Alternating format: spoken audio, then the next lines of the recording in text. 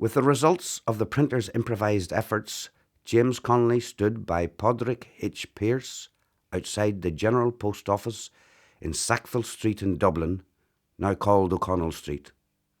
It was Easter Monday, the 23rd of April, 1916. Pearse began to speak. Poblach na hÉireann. The Provisional Government of the Irish Republic to the people of Ireland. Irish men and Irish women, in the name of God and of the dead generations from which she receives her old tradition of nationhood, Ireland through us summons her children to her flag and strikes for her freedom.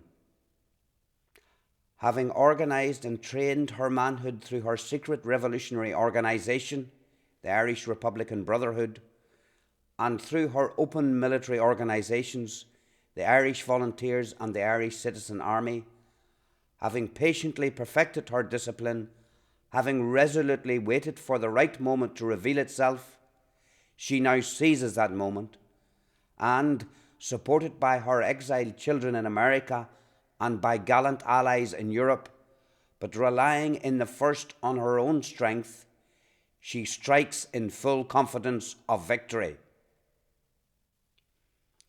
We declare the right of the people of Ireland to the ownership of Ireland and to the unfettered control of Irish destinies to be sovereign and indefeasible. The long usurpation of that right by a foreign people and government has not extinguished the right, nor can it ever be extinguished except by the destruction of the Irish people. In every generation, the Irish people have asserted their right to national freedom and sovereignty. 6 times during the past 300 years, they have asserted it in arms. Standing on that fundamental right, and again asserting it in arms in the face of the world, we hereby proclaim the Irish Republic as a sovereign independent state, and we pledge our lives and the lives of our comrades in arms to the cause of its freedom, of its welfare, and of its exaltation among the nations. The Irish Republic is entitled to, and hereby claims, the allegiance of every Irish man and Irish woman. The Republic guarantees religious and civil liberty, equal rights and equal opportunities to all its citizens, and declares its resolve to pursue the happiness and prosperity of the whole nation and of all its parts, cherishing all the children of the nation equally and oblivious of the differences carefully fostered by an alien government, which have divided a minority from the majority in the past.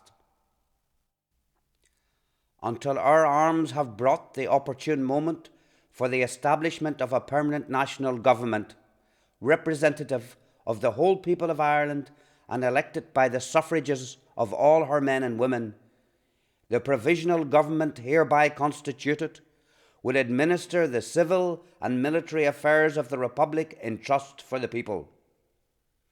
We place the cause of the Irish Republic under the protection of the Most High God, whose blessing we invoke upon our arms, and we pray that no one who serves that cause will dishonour it by cowardice, inhumanity, or rapine. In this supreme hour, the Irish nation must, by its valour and discipline, and by the readiness of its children to sacrifice themselves for the common good, prove itself worthy of the august destiny to which it is called. Signed on behalf of the Provisional Government, Thomas J. Clark, Sean McDiarmid, Thomas MacDonagh, P. H. Pearse, Eamon Cant, James Connolly, Joseph Plunkett. These signatories were all executed by the British forces.